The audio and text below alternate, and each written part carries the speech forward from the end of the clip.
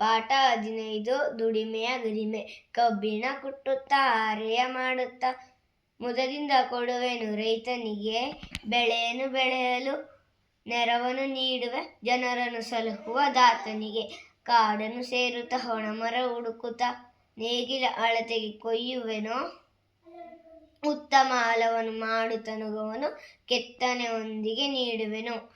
ಬಟ್ಟೆಯ ಗಂಟನ್ನು ಒಟ್ಟಿಗೆ ಸೇರಿಸಿ ಕತ್ತೆಯ ಬೆನ್ನಲ್ಲಿ ಇರಿಸುವೆನೋ.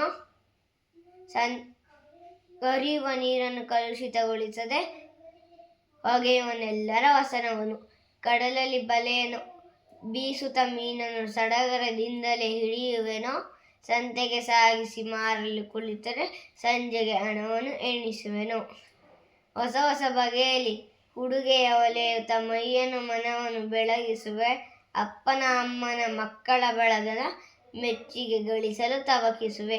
ವಿ. ಬಿ. ಕುಳಮರ್ಮ. ವೃತ್ತಿನಿರತ ವ್ಯಕ್ತಿ, ನಾಡಿಗಮನೆ ಶಕ್ತಿ.